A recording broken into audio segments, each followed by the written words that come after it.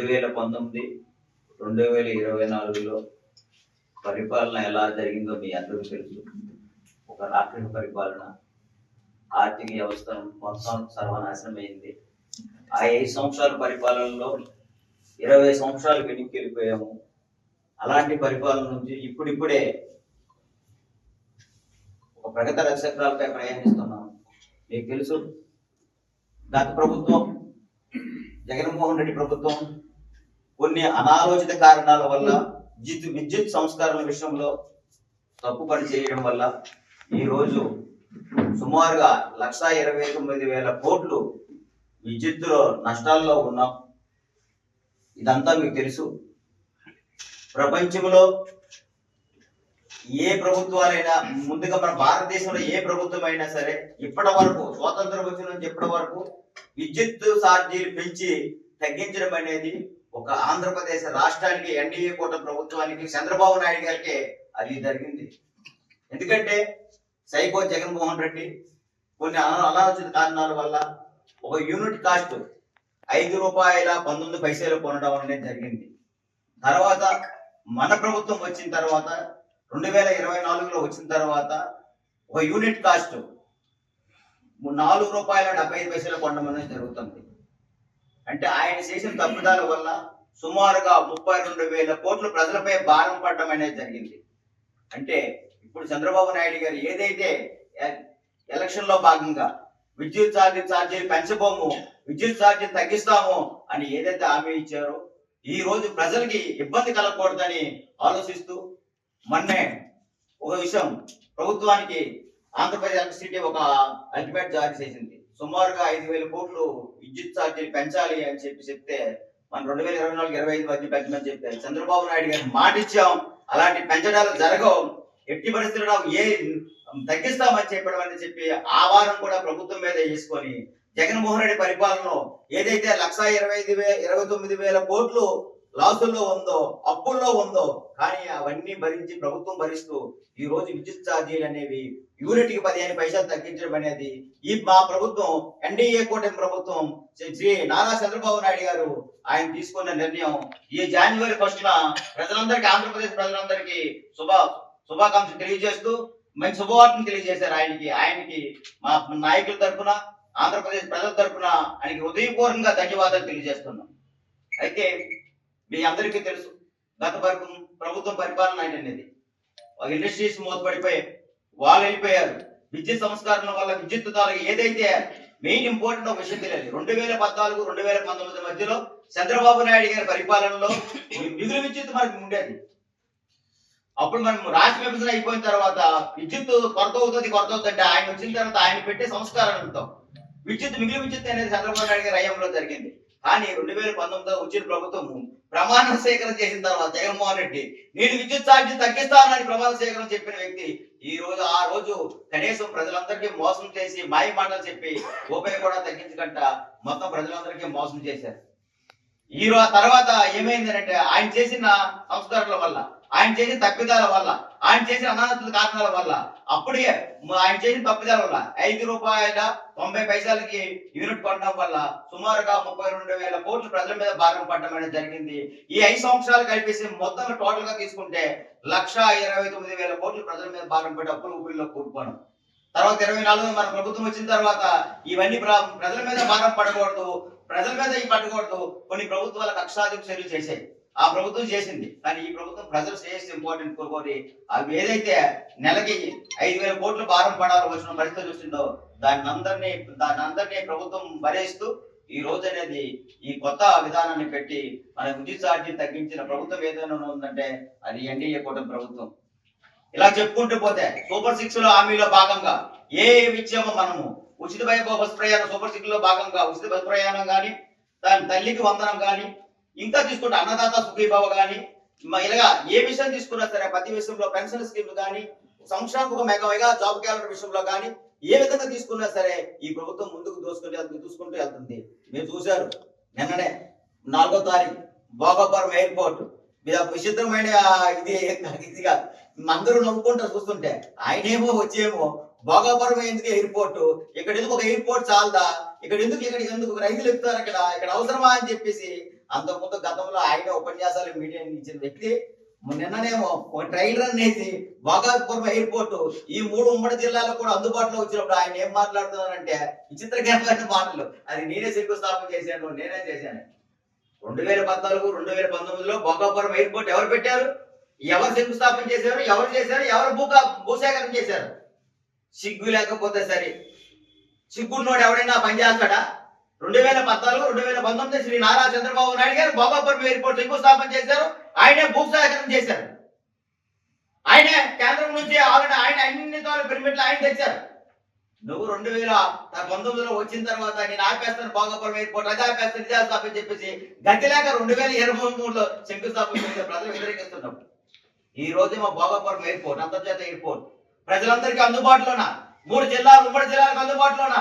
మనకు కూడా ఆనందంగా ఉంది. భోగాపురం ఎయిర్పోర్ట్ అంటే మధ్యలో 3 అటు విశాఖ జిల్లాకు కానీ, ఇటు మన్యమా సైడ్ జిల్లాలకు కానీ, ఇప్పుడు శ్రీకాకుళం జిల్లాకు కానీ, విజయనగరం కానీ మధ్యలో ఉన్న ఎయిర్పోర్ట్ అది. మనకు కూడా ఇక్కడ నుంచి సుమారుగా అంత అవసరం లేదు, గంట 15 నిమిషాలకి భోగాపురం వెళ్ళొచ్చు. మనము అందరికీ సంస్థానం కల్పించి ఈ రోజు ఆ ఎయిర్పోర్ట్ పెట్టడం వల్ల మనకు ఆదాలుగా మన గౌరవం పెరిగింది. ఆ ఇంటర్నేషనల్ ఎయిర్పోర్ట్ వేలాది లక్షలాది మందికి ఉపాధి కలుగుతుంది, వ్యాపార అభివృద్ధి కలుగుతుంది. ఇన్ని మార్గాలు తెస్తే ఆ రోజు వద్దన్నావు, ఈ రోజేమో క్రెడిట్ నాది, నేనే చేశాను అంటారు. పుచ్చకాయలు దొంగంటే బుధా తొడుకోవడం అంటే దీన్ని అంటారేమో. అసలు ఇవి ఏం చేసామని చెప్పండి జగన్మోహన్ రెడ్డి గారు. ఫలాని చెప్పి చేసామని ఇక్కడ మీ ఎమ్మెల్యే కనీసం గెలినప్పుడు మాత్రం ఒక రోజు కూడా, గెలిచిన తర్వాత ఒక రోజు కూడా ఉండేది కాదు. 3 సంవత్సరాల కోసం కనిపించింది, 3 నెలల కోసం కనిపించింది ఈ ఎమ్మెల్యే. ఏం మాట్లాడుతుంది? ఆమె దెయ్యాలకు ఆధారం వహించినట్టు. ఆమె తను పియ్యాలు ఇక్కడ చేసే వాళ్ళు ఎవరైనా వచ్చాడు ఈ రోజు రండి, నువ్వు వెళ్తే మా కార్యకర్తలు ఎవరైనా వచ్చినా, ప్రజలు ఏదైనా సమస్యలను వచ్చినా 11:30 వరకు నువ్వు కిందకి దిక్కంట వచ్చిన వాళ్ళకి అందరికి నవ్వేసి వెళ్ళిపోయిన వ్యక్తి నువ్వు. ఎక్కడి నుంచో వచ్చి బ్రిటిష్ పాలన పరాయి పాలనలో మమ్మల్ని ముందుపెచ్చావు. ప్రజలు పాతపట్టు నియోజకవర్గంలో చాలా తెలివైన వాళ్ళు, అందుకే సరైన నిర్ణయం తీసుకున్నారు. మీరు మీ జగన్మోహన్ రెడ్డి, మీ ఎమ్మెల్యే, మీ ఎక్స్ఎమ్మెల్యే ఇక్కడ రెడ్డిశాంతి గారు మీరు చేసిన తప్పుదాలు మీరు ఒకసారి గుర్తించుకోండి. నేను మళ్ళీ చెప్తున్నాను, మా ప్రభుత్వం ప్రజాశ్రేయస్ ప్రభుత్వం. ప్రజలకి ఏది మేలు జరుగుతుంది అదే తీసుకునే ప్రభుత్వం. ఒక్క విషయం తీసుకోండి, ఇసుక విధానాన్ని తీసుకోండి, ఫ్రీ ఇసుక విధానం. తప్పుడు కోతలు కోస్తున్నారు. మీ టైంలో ఒక లారీ 50,000 అమ్మారు. పబ్లిక్ రండి, మీ టైంలో ఒక ట్రాక్టర్ ఏమో, సామాన్యులు అమ్ముకునే ట్రాక్టర్ ఏమో 6,000 అమ్మారు. ఇప్పుడు ఒక ట్రాక్టర్ 1,500 రూపాయలకి, ఒక లారీ 5,000, 5,000 రూపాయలకి వెళ్తుంది. ఇక్కడ ఒకసారి చూడండి వేరియేషన్. అంటే దానివల్ల మా నిర్ణయాల వల్ల, ఈ ఎన్డీఏ కూటమి ప్రభుత్వ నిర్ణయాల వల్ల కన్స్ట్రక్షన్ ఫీల్డ్ పెరిగింది. అది పెరుగుతూ ఈ రోజు ప్రతి కార్మికులు కూడా హ్యాపీగా బతుకుతున్నారు. మీకు అతి తక్కువ టైంలోనే అన్నా క్యాంటీన్ ఓపెన్ చేస్తారు. తక్కువ టైం అంటే ఎన్నాళ్ళు కాదు, నాకు తెలిసినంత వరకు ఎన్టీఆర్ గారు వర్ధంతి రోజైనా సరే, తప్పని 18వ తారీఖున మీ మెట్టి పరిస్థితుల్లోనైనా సరే అది అన్నా క్యాంటీన్ ఓపెన్ చేసే కార్యక్రమం ఉంది, రెడీ అయిపోయింది. మీడియా మిత్రులు కూడా అందరూ ఆలోచించాలి ఒకసారి. అది రెడీ అయిపోయింది. వేలాది మందికి రోజు భోజనాలు పెడతాం. అలాంటి అన్నా క్యాంటీన్ పెట్టి చంద్రబాబు నాయుడు 2014, 2010 పెట్టి అన్నా క్యాంటీన్ కూడా నువ్వు 2019లో వచ్చి పేదోడి పట్టి అన్నం తినకూడదు, ఆడి దగ్గర కూడా దూసుకోవాలని చెప్పేసి నా వ్యక్తి ఎవరైనా ఉన్నారంటే జగన్మోహన్ రెడ్డి.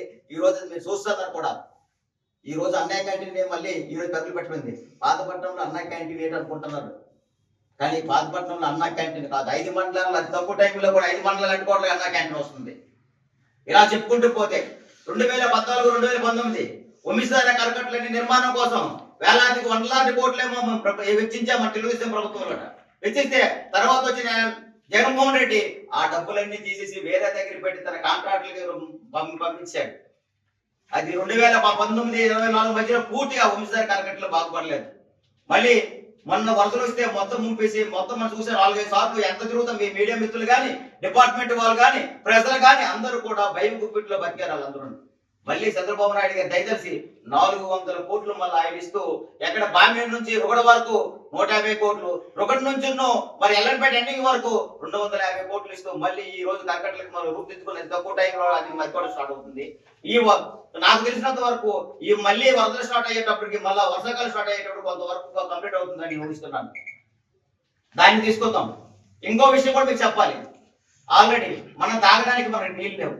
ఉద్దానం 2 కొంత మళ్ళీ కూడా 265 కోట్లు మళ్ళీ ఇవ్వడం అనేది జరిగింది. గతంలో ఇచ్చారు జేజేఎం నిధులని.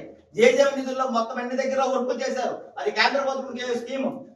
మొత్తం మొత్తం తినేసి ఒక రూపాయి లేకుండా కూడా ఎక్కడెక్కడ పైపులు వేయడము కాలగర్భంలో కలిసిపోవడము ఆ డబ్బులు మొత్తం తినేసి మొత్తం అవినీతి కుంభకోణంలో కూర్చారు.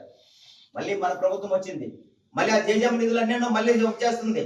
ఒక్క విషయం నేను చెప్తాను చూడండి, మన నియోజకవర్గంలో డబ్బులు జేజేఎం నిధులు 110 కోట్లు ఏమైందో ఇప్పుడు కూడా సమాధానం దొరకట్లేదు మాకు.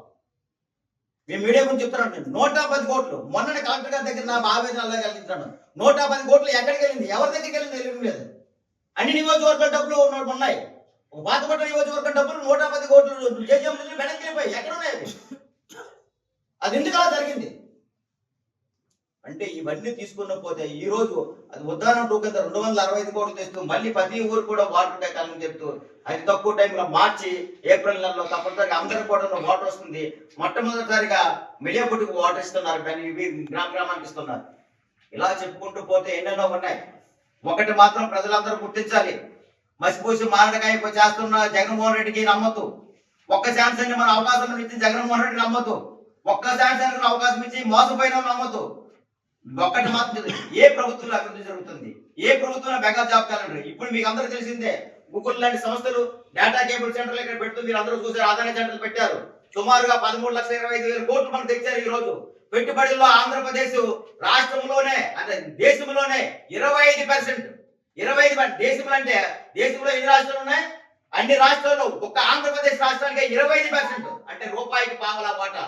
అన్ని కోట్లు పెట్టుబడులు తెచ్చిన మహానుభావుడు ఎవరన్నా నారా చంద్రబాబు నాయుడు గారు. ఆ క్రెడిట్ అంతా ఆయనని మీకు తెలియజేస్తున్నాను. ఒక్కసారి ప్రజలు చూడండి ఆయనకి. అందుకే మన అవార్డు కూడా వచ్చింది.